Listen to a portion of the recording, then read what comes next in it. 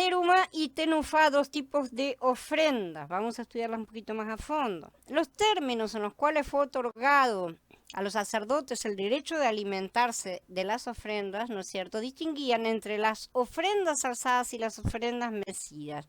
La ofrenda alzada era una porción de los dones. De todos tus dones ofrecerás toda ofrenda alzada o terumá a Yahweh. De todo lo mejor de ellos ofrecerán la porción que ha de ser entregada. Esta es una ofrenda alzada, teruma, ¿sí?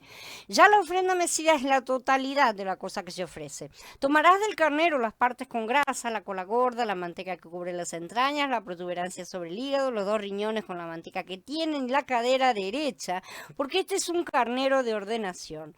Agrega una gasa plana de pan, una torta de pan de aceite y una hojuela de la canasta de panes ácimos que estará delante de Yahweh. Pon todos estos en las manos de Aarón y de sus hijos y ofrécelos como una ofrenda mecida, o sea, tenufá delante de Yahweh. La idea comunicada por una ofrenda alzada o terumá era la de tomar una parte del todo, la mejor, para ofrecerla a Elohim. Mientras que la idea de la ofrenda mecida, que es tenufá, es más general e implica consagración normalmente a Elohim. Por eso esta es una ofrenda mecida totalmente delante del Adón. Un don, una ofrenda, puede ser por lo tanto llamado de las dos maneras, a veces coincidiendo, ¿sí? Ofrenda alzada, ofrenda mecida, aunque no toda ofrenda mecida puede ser llamada de ofrenda alzada, ¿sí? Porque la ofrenda alzada es solamente una parte, recordemos. Entonces, para elevarse requiere un residuo, una parte separada de aquello, un remanente, ¿no es cierto? Una cosa separada. Tiene que sobrar algo siempre, ¿sí? Para mecer, ¿no es cierto? Este es el don mismo completo, es el requisito. Toda la cosa tiene que ser mecida. Entonces, al pueblo se le permitió contribuir de sus fondos para el tabernáculo. Sus donaciones o regalos fueron llamadas ofrendas elevadas, ¿sí? Porque ellos ofrecieron de sus posesiones una parte, no el todo, ¿sí? Dile al pueblo israelita que me traiga ofrendas alzadas, terumá.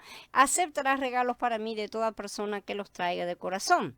Recojan entre ustedes donaciones, que son las ofrendas alzadas, o sea, terumá, para Yahweh. Todo el que se sienta movido a hacerlo las traerá para Yahweh, oro, plata, bronce, y todo el que sobresalía en habilidad y todo el que se sintió movido vino, trayéndole a Yahweh su terumá. Acá lo ponen como donación, como si Yahweh necesitara de sus donaciones, ¿no es cierto? Al final de cuentas, ¿de quién habían obtenido ellos y quién les había hecho obtener todo eso? Fue Yahweh el que dijo, vayan y pídanle a los israelitas, sáquenlos, ¿no es cierto? Y tengan todas las cosas. Todas las cosas serán para la obra de Yahweh, ciertamente, no para enriquecer a ese pueblo, ¿sí? Para toda la obra de la carpa de reunión, para todo su servicio, para las vestimentas sagradas. Hombres y mujeres, todos los que se sintieron movidos, todos los que querían hacer una terumá de oro a Yahweh, vinieron trayendo broches, aretes, anillos, pendientes, etcétera. Todo el que quiso hacer terumá de plato de cobre las trajo como donaciones a Yahweh. Todo esto está en Shemot 35 y 36. Pero en otros lugares el oro y el bronce que ellos trajeron fueron llamados ofrenda mecida a causa de la consagración para el servicio a Elohim. Por ejemplo, hombres y mujeres, todos los que se sintieron movidos, todos los que querían hacer una ofrenda de elevación, ofrenda mecida, tenufá de oro, vinieron trayendo todas cosas de otras clases. Esas fueron mecidas y entregadas en su totalidad. Todo el oro que se usó para la obra de toda labor, en toda labor del santuario, la ofrenda elevada, ofrenda mecida, tenufá de oro, llegó a 965 kilos, etcétera. ¿No es cierto? Nuevamente en Vallicra 9 también leemos acerca del pecho y la espaldilla derecha. Recuerdan que eran las ofrendas de paz de la congregación en la consagración de Aarón y sus hijos que fueron mecidas, ¿no es cierto?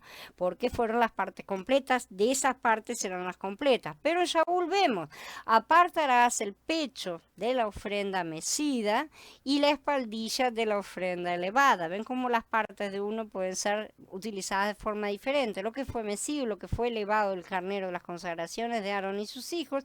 Y esas partes serán reservadas por los israelitas para Aarón y sus descendientes perpetuamente. Porque esa ofrenda elevada, terumais, era una ofrenda elevada de los hijos de Israel, de sus sacrificios de paz, porción de, por ellos elevadas, perdón, en ofrenda a Yahweh.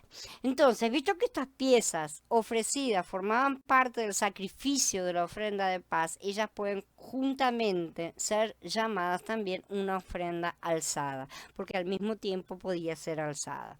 Entonces, la distinción entre estos términos dentro de las cosas es clara. Una cosa es porción y la otra cosa es totalidad. Y siempre es mantenida la diferencia, ¿no es cierto? Mientras que, como en este ejemplo, el pecho y la espaldilla derecha podían juntas ser llamadas una ofrenda alzada. La escritura, entonces, cuando las describe como porciones separadas, habla de ofrenda mecida y ofrenda alzada. ¿Sí? Todo el pecho era mecido, pero solo una parte de la espaldilla era alzada. ¿Sí? Entonces solamente esa parte era esa porción especial. Una porción de los hombros simbolizada era reclamada justamente por Elohim, mientras que todo el pecho prefiguraba que era suyo, por eso era mecido. La ofrenda alzada incluía el hombro derecho de la ofrenda de paz, excepto en el caso de Nazareato, que es una situación completamente diferente aparte que se estudiará en su momento, y una torta del total, pero que acompañaba al animal ofrecido como ofrenda de paz, ¿sí? Lo primero que se amasara, y además todos los diezmos, todo esto está en Bamidbar, ¿no es cierto?, que incluían el trigo, el vino, el aceite para el uso de los sacerdotes. Además de estas ofrendas alzadas regulares, hubo también otras especiales como el dinero de la expiación cuando la congregación fuera numerada. ¿Sí?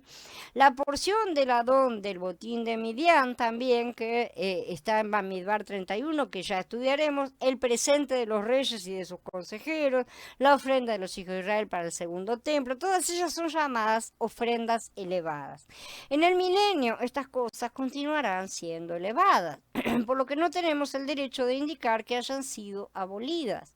Repetimos, nada de la Torá ha sido abolido. Si nada de la Torá, nada es nada, ¿sí? Aunque algunas sombras hayan sido reemplazadas por su realidad espiritual. Esa es la cuestión, es que se van a ir reemplazando cada vez más en plenitud. Y si realmente nosotros nos vamos acercando más y más a la mente de Mashiach y todo lo demás, cada vez vamos a discutir menos y a reclamar menos por todas las cosas, ¿no es cierto? Mashiach dio hasta la vida. Nosotros renegamos por todo lo que sea que nos pida, ¿no es cierto? En el milenio, entonces, estas cosas se van a mantener. No podemos olvidar eso. La Torá no ha sido abolida.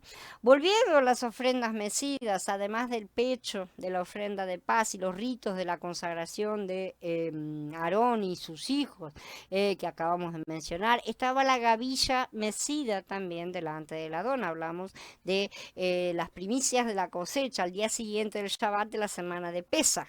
Y los dos panes mecidos con su sacrificio acompañante ofrecido en la fiesta de las semanas. Que dice que aparecen en Vallicra. Además de esto tenemos también las ofrendas del leproso en el octavo día de su limpieza, la ofrenda por los celos, la del nazareato, nuevamente, la toma de la tribu de Leví para el servicio del sacerdote, ¿no es cierto?, cuando se los reemplaza. En todas esas ocasiones se habla de justamente la ofrenda elevada. Una vez más, la ofrenda mecida puede ser vista cuando los levitas fueron tomados justamente para el servicio del Adón a cambio de los primeros nacidos de Israel. Cuando ello fue hecho en el desierto, los levitas no trajeron un holocausto y una ofrenda por el pecado, pero fueron mecidos ellos por Aarón figurativamente. Vean que no se le ocurrió a Aarón agarrarlos a todos y sacudirlos, ¿no es cierto? Haz que los levitas se presenten delante de Yahweh, que los israelitas pongan sus manos sobre los levitas y que Aarón designe a los levitas delante de Yahweh como ofrenda mecida, o sea, tenufá, una ofrenda completa, todos los levitas, ¿sí? De parte de los israelitas, para que realicen el servicio de Yahweh. Tú harás que los levitas comparezcan ante Aarón y sus hijos y los designarás como una tenufa para Yahweh. Entonces, en aquel día todos los levitas fueron públicamente consagrados al servicio de Elohim. Todos los primogénitos en Israel le pertenecían a él. pero él aceptaba a los levitas en su lugar, siendo un intercambio de hombre a hombre. Lo estudiaremos más a fondo en su momento. Una ofrenda alzada aquí, como en los otros casos, hubiera estado fuera de lugar, no era solamente una parte, era el todo. ¿Sí?